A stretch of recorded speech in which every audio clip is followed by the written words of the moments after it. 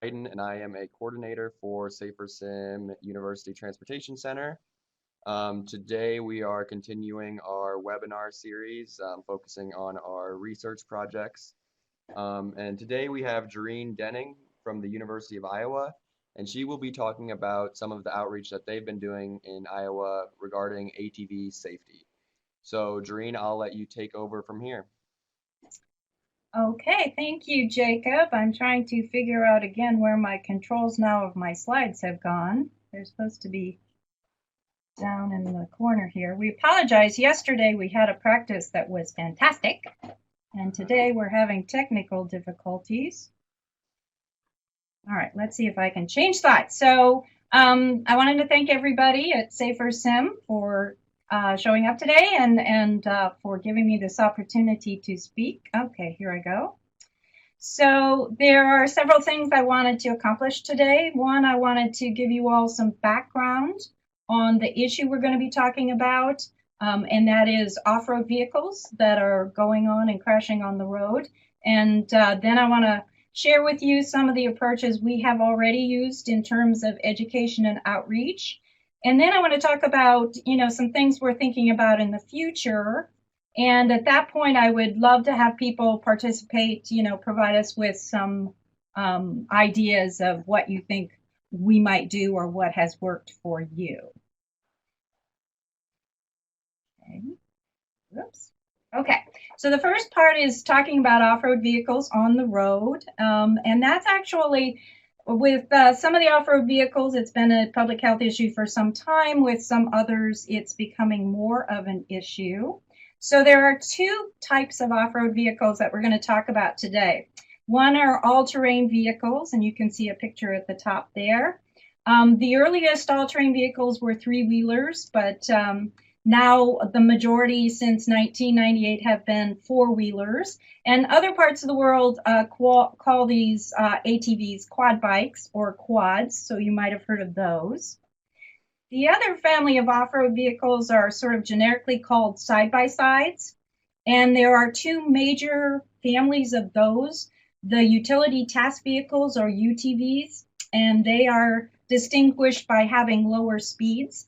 And then the recreational off-highway vehicles, or ROVs, are distinguished from the UTVs in that their speeds are 35 miles per hour or more. So ATVs were introduced into the United States in the mid-1970s, but what they found was that suddenly orthopedic surgeons and pediatricians and everything started reporting some increases in deaths and injuries because of these vehicles. So the production of three-wheelers was actually banned in 1988. And as I said, since then, the four-wheelers have been the major models being sold in the United States, and it's estimated that we have about 13 to 15 million of these vehicles. So in terms of costs, there are over 700 deaths every year from ATV crashes, about 130,000 to 150,000 emergency department visits, and an estimated 400,000 total injuries. So you can see two types of ATVs, the sport models, and they will go at speeds up to 100 miles per hour. And then the utility ATVs, which are actually the more common ones owned by families, but they can still go at pretty high speeds. So here's why we've been becoming much more interested in ROVs over time. So these are sales data compiled by the Consumer Product Safety Commission, and you can see in about 2003, the sales of these ROVs skyrocketed, and they continue to actually outpace sales of ATVs. So by 2013, there are about 1.2 million ROVs in the United States. And as sales and popularity have risen, of course, deaths and injuries from these vehicles have risen as well. So here's another reason why ROVs are becoming of greater concern. So in the Consumer Product Safety Commission ROV Crash and Injury Database, this shows how many occupants there were of the vehicles that were involved in crashes. And so you can see that whereas 57% of them only had the operator. The rest, the other 43%, had one or more passengers. So when crashes of these vehicles occur, they tend to involve multiple people. So in terms of roadway fatalities, ever since the CPSC has been compiling data, and we have that data ever since 1982, if you look every single year in every single state of the United States, more than half of all the ATV fatalities occur on the road. And this is one of the reasons why you're hearing about off-road vehicles in a transportation safety seminar. When we look at fatalities by age, we divided out different pediatric age ranges, and what we found that among 16 to 17-year-olds who were killed in ATV crashes, almost 3/4 of those occurred on the road. For the ROVs, actually this is both deaths and injuries, but more than half of all the crashes that are in the CPSC database also occurred on the road. So ROVs are even more of a public health issue related to the road. We have taken a number of databases in our state that we've got the Department of Transportation database, our Department of Natural Resources, and our state trauma registry, and we've kind of put them all together so that we could get a better feel for what's happening in our state. We found that 29% of all of the ATV crashes in our database were on the road. And then when we compared roadway crashes with off-road crashes, pretty much everything on the road was worse. So roadway crashes were more likely to result in a head injury. If a head injury occurred, they were more likely to be a severe head injury. And if you looked at sort of the severity of injury using something called the injury severity score, then roadway crashes were more likely to involve major trauma than off-road crashes. So the manufacturers have a very strong statement that their vehicles are not designed to be used on the road. And we're going to talk about some of the reasons for that.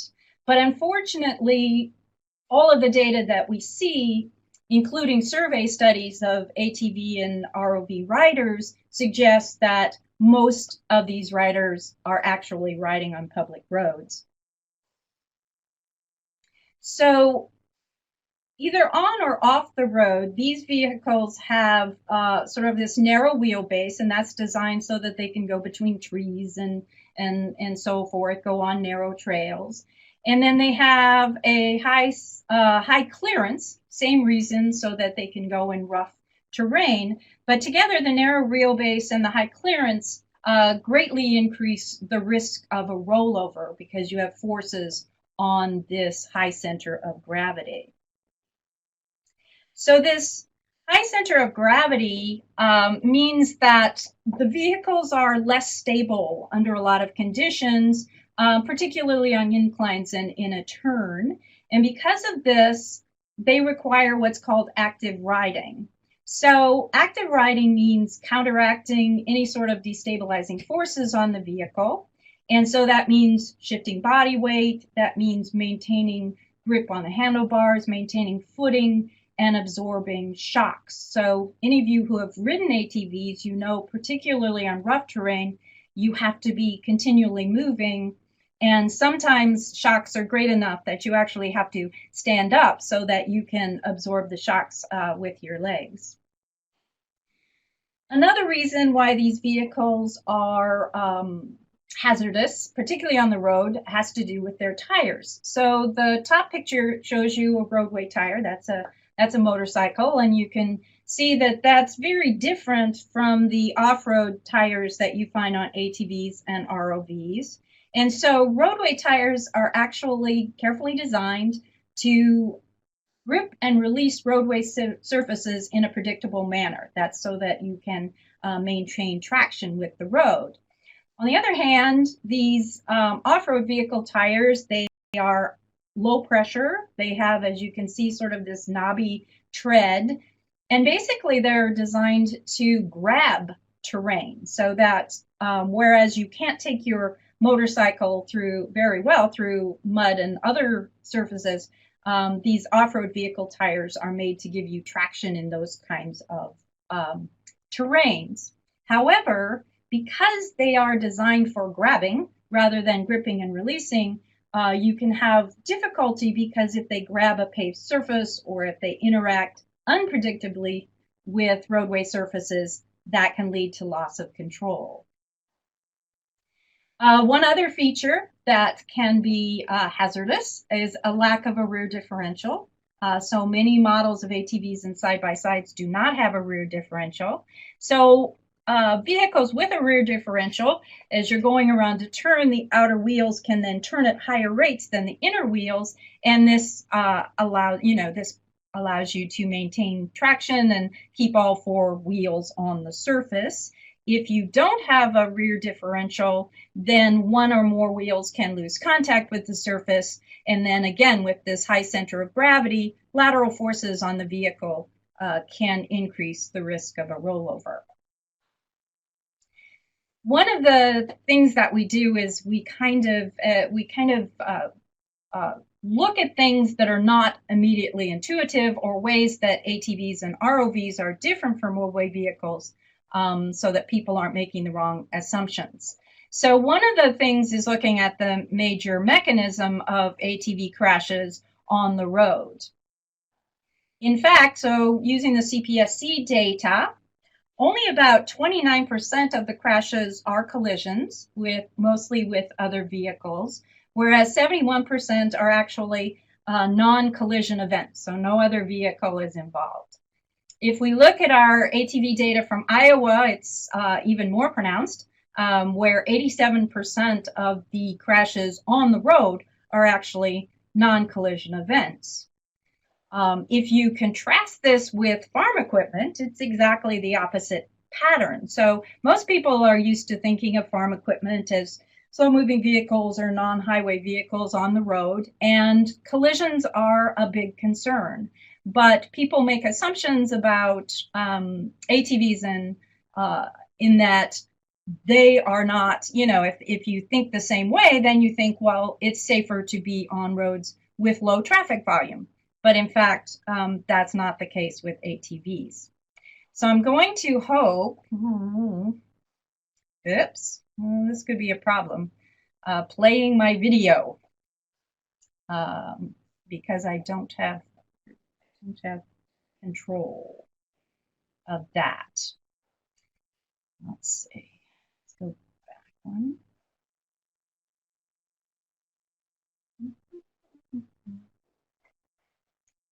And I'm not getting my play. Oh, there we go. Okay. All right. Well, we've got kind of slow motion. So this video is going to show you kind of what happens in a turn. In this case, a non-collision event, a rollover event, as this young fellow comes around the last turn.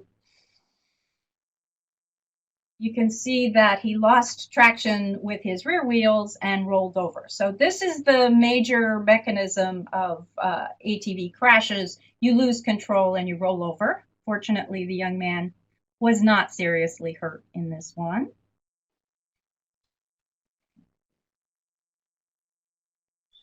To go to the next slide. If I can find my little player button.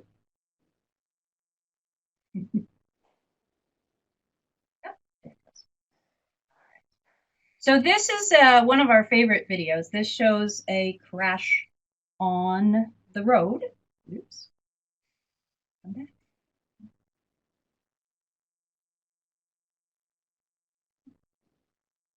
Oops. Go back now. I apologize for the technical difficulties. This worked great yesterday.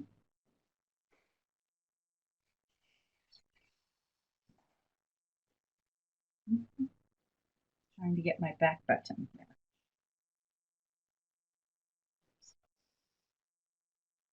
There we go. All right, let's try this again. Yay.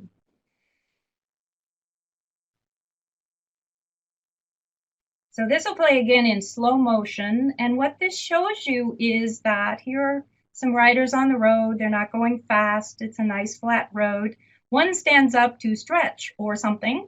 And most likely what happened are that the inner wheels then grabbed the surface, which caused him to lose control and go off the road. And unfortunately, it bounced back and landed on top of him. Right. So what about these ROVs? Well, the same thing is true for ROVs. So with ROVs, also the major mechanism of the crash on the road is actually a non-collision event. And you can see again that this contrasts with farm equipment. Okay.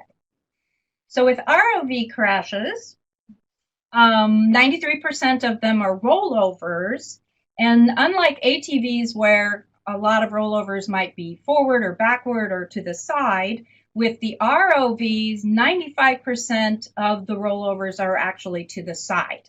And this is because they're greater stability forward and backward, but they still have a lateral stability problem.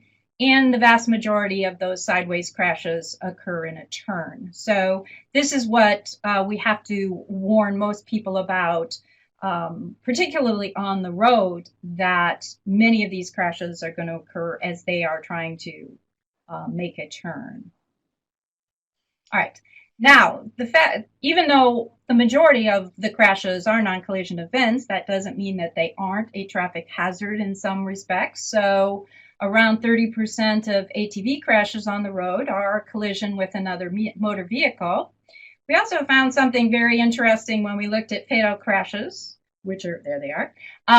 We looked at fatal crashes, and we saw a slightly different pattern in terms of who hit whom on the road. So on paved roads, it's about half and half. The motor vehicle hits the ATV or vice versa. But on unpaved roads, ATVs seem to be a bit more of a hazard to other motor vehicles. So 60% of those crashes involve the ATV hitting the other vehicle. So these vehicles are clearly not designed for roads. The high center of gravity increases the risk of rollovers. The low pressure knobby tires can grab paved surfaces. Also, the low pressure tires can increase shock severity when they hit bumps and ruts on unpaved surfaces. And these vehicles need wider turning radius and lower turning speeds than other roadway vehicles. So this is something that people can often misjudge. I wanted to mention one other thing that's not specific to the road, but that is carrying passengers on ATVs. So most ATVs are designed for a single rider, and having a passenger on board changes the center of gravity and can interfere with active riding. So the operator can't shift their weight appropriately on inclines and in a turn. And as we are now talking a great deal about distracted driving, the same sort of phenomenon can happen with ATVs or ROVs, where a passenger can distract the operator. And when you're operating these vehicles, situational awareness is even more critical than other types of vehicles, because you have to be continually aware of terrain features to prevent a crash. So in terms of passengers and ROVs, these vehicles are designed for passengers, but when you look at the CPSC database, you find that even more passengers have been injured than drivers.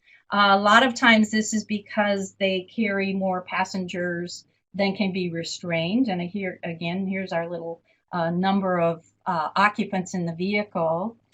And unfortunately, what we are seeing is that very small children, sometimes even if restrained, are not restrained properly and can be thrown out of the vehicle. So the major predictor of deaths and injuries with ROVs is being ejected from the vehicle, not surprisingly.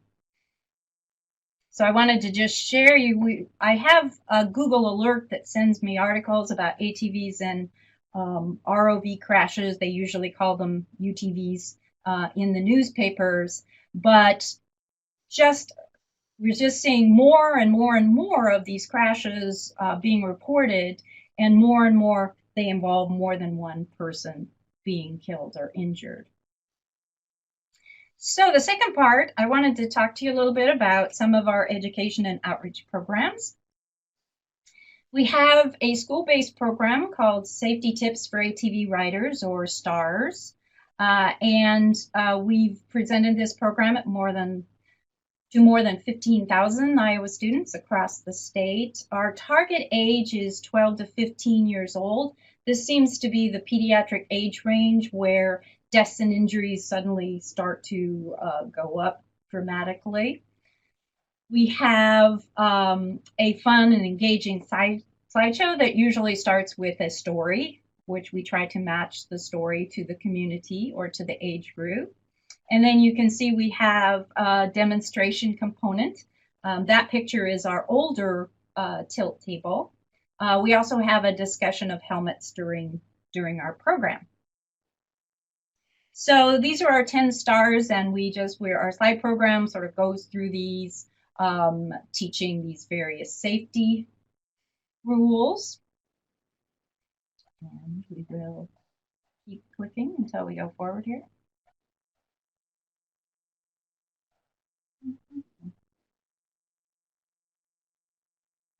Stuck.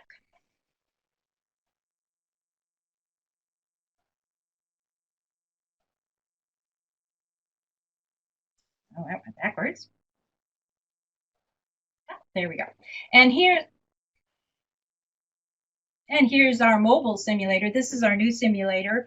It's got a hydraulic lift, and we take that now to our schools to show them about ATV riding. We also have a data collection system. So we try to always partner our education and outreach with our research. So we use this classroom response system to collect demographics, riding behaviors, and knowledge acquisition from these young folks. They enjoy it a lot. They can see the results in real time. And so I'm going to show you some of the results we've gotten from surveying our students at the program. So these are published results from our first 4,600 students. And we asked them, have you ever ridden on an ATV? And so we were surprised when we first got started that 75% or more of the students had ridden on an ATV.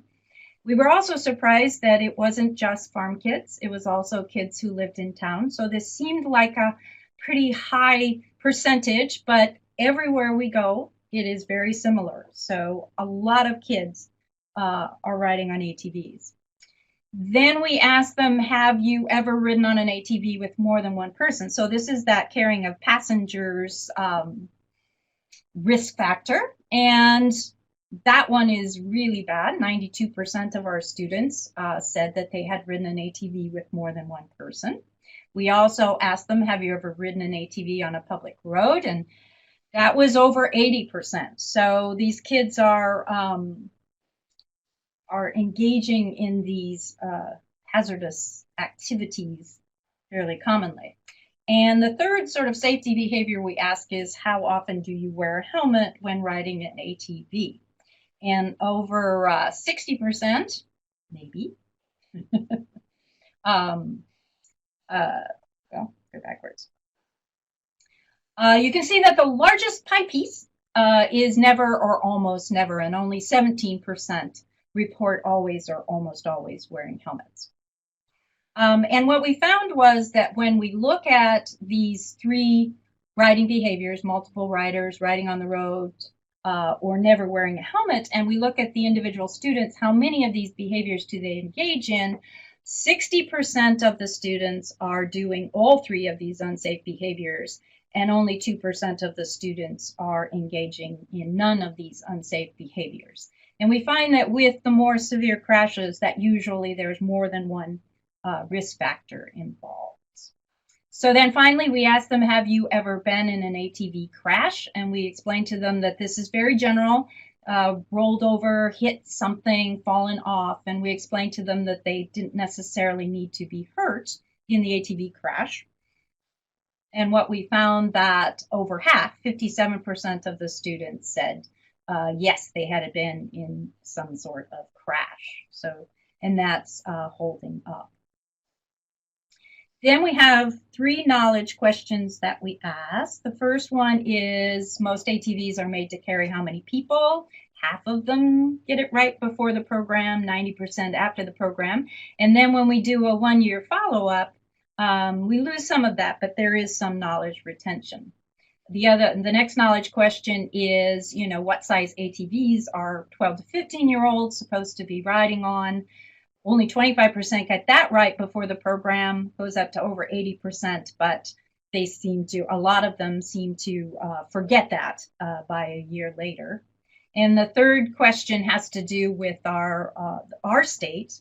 When can you ride on the road? And the answer is when you're farming. And so again, we get some knowledge gain immediately after the program, and some retention later. So knowledge-wise, we do make some progress. We also, at our 1-year follow-up, ask about behavior changes. Unfortunately, we see when we match school and class, we see that they're still reporting riding with passengers. We see that they are still either wearing or not wearing their helmets. However, we do see some gain in terms of riding on the road. So a higher proportion report riding on the roads when they have the program, and a year later, that's lower. We hope that we can improve that even more. So as many of you know, there are measures of education and training, and our short-term knowledge acquisition is good to very good. We do get some knowledge retention, but changes in riding behaviors usually will not occur with just education and training alone. So education and training is incredibly important, but changes in riding behavior usually require a little more. Now, I would give you these results, but they weren't sent to me. So you will just have to wonder what the exposure is to ROVs at this point. So here's sort of the way we think about our outreach and public awareness efforts, as everything basically being interconnected. And so we gather information as we go to events. We incorporate that information in our research into future programs and events. And we have created a lot of partnerships in order to engage in these education and outreach events. So here's our mobile simulator again. We use that at outreach events, and it's been very popular. A couple of the things that we use to demonstrate are what happens when you have a passenger. So we put someone on there, and we can tilt them various ways, and they can learn, how they have to shift their body weight. And then you put a second person on there, and they find that they can no longer shift their body in reaction to the tipping of the vehicle. We also use these to impress upon parents that adult ATVs really don't fit kids. So 95% of all deaths and injuries with these vehicles are kids on adult-sized vehicles. And so we put kids on there. We have little signs that say, yes, this is the right size vehicle, or no, this is the wrong size vehicle. And we try to impress upon parents why children can't operate these vehicles safely. So the last part, and so hopefully you're all typing in questions or thinking of things that you might share with us, is where do we go from here? So we have these programs that have been ongoing. Safer Sim has provided funding to help with some of these programs. So we have some plans for the future. I wanted to share those with you. So one of the things we use Safer Sim money for is, of course, buying new technology. That's always fun. And so we now have a touchscreen computer and podium, and we're just getting to the point where we can actually figure out how to get this from event to event, particularly if all you have is the back of my Prius. But we're working on that, and we just purchased some software that we were aware of because of the University Viable Mobile Museum. So that software will now allow us to create these interactive type display things so that we can take those to outreach events. I took our little screen to a STEM day at our county fair, and I want to thank Jacob for inviting us to do that. And what everybody wants to do is be able to touch something and do something, and that engages the audience really nicely. We're starting to try to spread the word to farmers in particular about a couple of protective devices. So one of them is they're called crush protection devices, and the Australians take their occupational ATV riding very, very seriously. And so these are both of Australian design. And you can see what they're designed to do is in a crash, and they're designed specifically for lower speed crashes. You might have when you're using these vehicles occupationally, and they're designed to restrict the rollover and to provide you with a little bit of protective space so that as they are advertised, they hopefully will prevent you from being crushed under the vehicle. So we're spreading the word about those.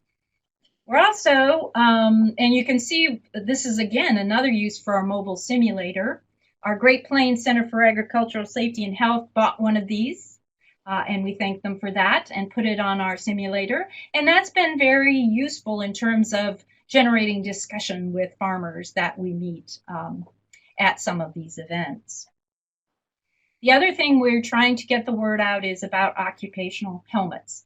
As you can imagine, farmers are not really into the whole ATV helmets, made more for recreation and racing and things. But there are now 3 different designs of helmets that are for occupational use only. So they don't quite meet the standards of motorcycle helmets and other things where you're going to be involved in potentially much higher speed crashes. But they do meet the Australian and New Zealand occupational standards for safety. And so we're trying to convince farmers that wearing a helmet would be a good thing. And these were specifically designed by people who asked farmers what they wanted. So they're designed for occupational use. With our STARS program, our next big push is to try to engage others to use our program, adapt it to their own needs. So we've created a Train the Trainer program, and this is our website through the Children's Hospital. And on the website, you can download the ATV toolkit to use. And the toolkit has all sorts of things. It has a lesson plan. It has fact sheets. It actually has a little video of our folks giving this program. So it's pretty nice. And again, we don't expect anyone to use it exactly as is, although they're welcome to do that. But it's more a matter of just providing people with materials and resources so that they can help us spread the safety message. The last thing that I wanted to talk about was a new grant that we've received from the Iowa Department of Transportation. And this is where I would love to hear any experiences you've had in terms of engaging other types of partners in this. So our goal is going to be to engage 3 new sets of partners. One are county engineers, because in our state and actually nationwide, counties and cities are opening up their roads to ATVs and ROVs without really understanding the hazards involved and without really doing anything then to reduce those hazards. So the county engineers have a perspective on this, I think will be very valuable. We also want to engage more EMS providers. They're on the front lines. And so they are the ones who see the results of these crashes and who care for these patients. And we want them to help communities understand the seriousness of this problem. Similarly, law enforcement, they have some particular challenges in dealing with these vehicles on the road. And so we want both to provide them with information on the problem, as well as to ask them for suggestions on what we might do to reduce these deaths and injuries. And here's a little slide with all of our partners around here, including SaferSim. So I wanted to thank you all again for coming. And I wanted to particularly leave a fair amount of time for questions and discussions. So I think I'll perhaps Jacob will come back on and he can read some of the questions and we can have a discussion. Thank you, Jareen. Yes, very excellent presentation here. We will open it up for discussion. So we have a question here, couple questions coming in right now. The first one is, what is the name of the data collection tool you are using for the students in schools? It's called Turning Point. And it's very nice. So you can buy the clickers and then you get a transponder. You can put the Turning Point software on any laptop. And then as they use the clickers, it collects that data. And then right away, you can, once the data's all been collected, you can show people what the results are. So it's called Turning Point. Okay, I actually wrote that one down to myself. I could see some use in that. So another question, do you collect any statistics on the students' age when they rode ATVs, or if they were operating the ATV when riding one? Yes, so we actually, for the school-based program, mostly to sort of keep it within a reasonable time frame, we have a fairly short set of questions. What we did very recently is created a new survey, and we gave it for the first time to young people at our FFA conference in the state. And we will be using that same survey. And that survey did exactly that. Started to ask questions about when did they first operate an ATV? When did they first ride on an ATV as a passenger? And ask a few questions. How many crashes have you been in? Sorts of things. So those are really interesting questions.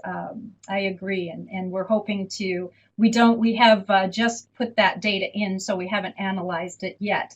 But just looking at it, the answer is they're starting to ride these vehicles when they're very, very young.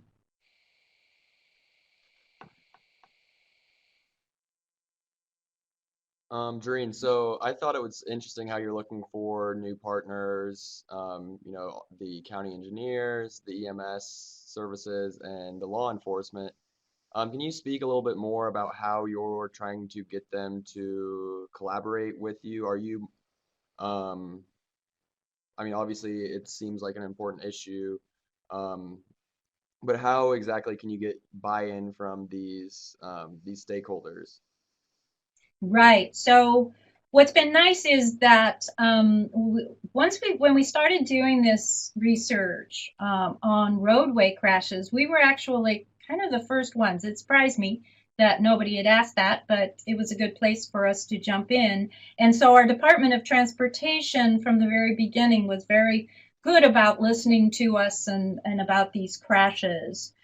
So we have collaborations with the transportation, with the DOT, as well as with the Transportation Institute at Iowa State University.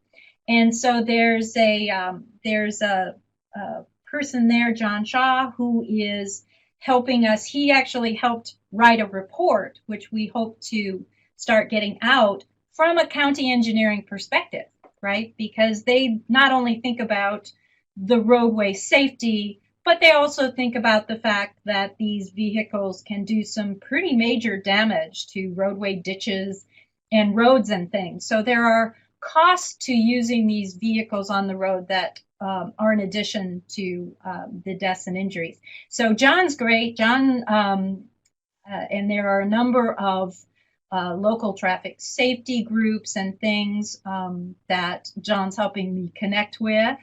For EMS, I also have the advantage being in emergency medicine. So, you know, the Iowa EMS Society, some of our faculty are in that. Plus, we know some other folks. So it's basically who you know. So we know already some folks who are helping us connect with groups, find events to speak at, and so forth. And law enforcement is the one that, you know, through the DOT, I think we'll be able to connect. But as you know, it really is just finding those people who are willing to, you know, sort of help you connect with the people you need to. So I budgeted a lot for travel into the grant so that we could go and meet with people and talk to people.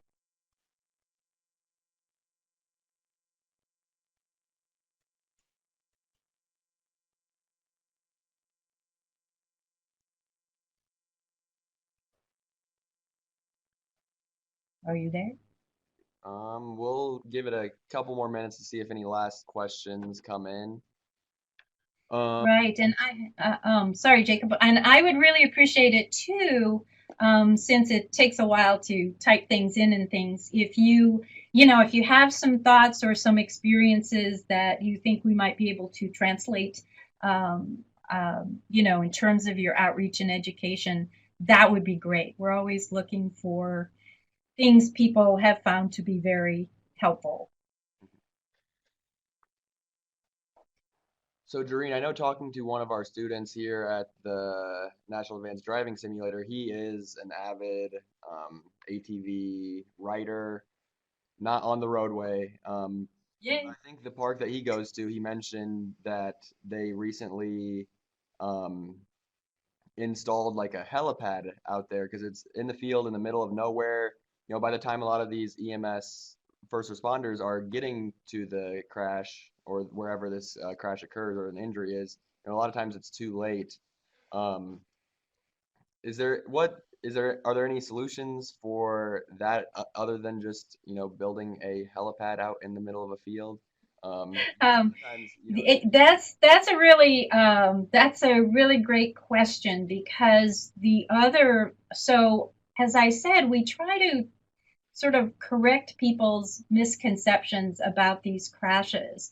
And one of the ones that you keep hearing is, oh, well, it's safe because I'm just riding out in the middle of nowhere.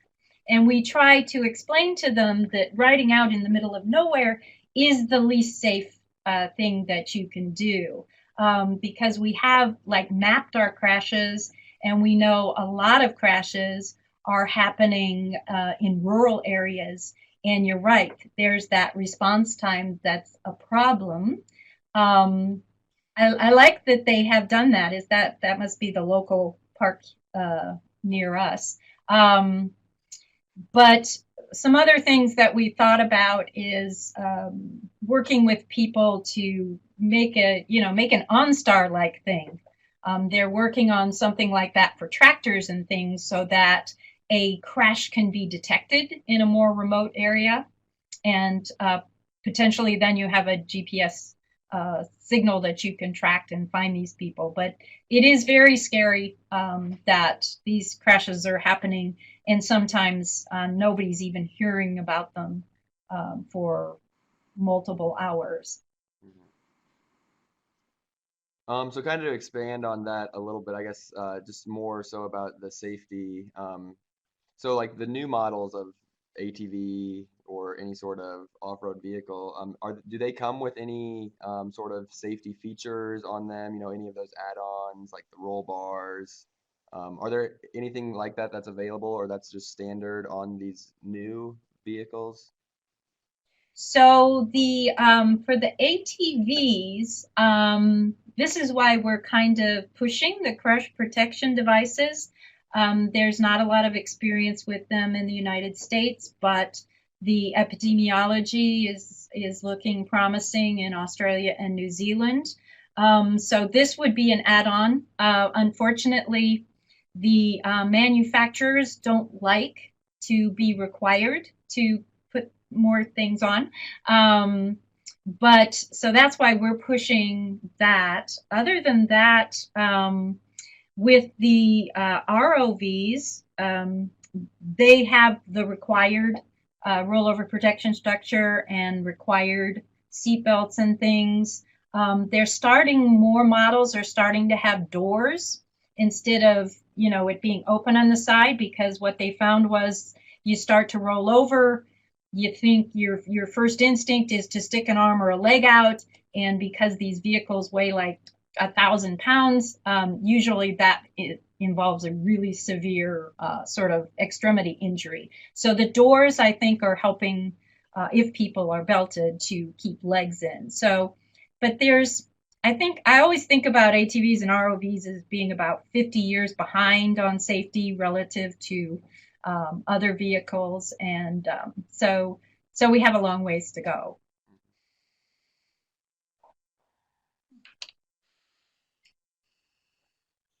Okay, so any last questions? I'll give everyone one more chance. I do want to put in a pitch for this next webinar we have coming up. It's on August 22nd.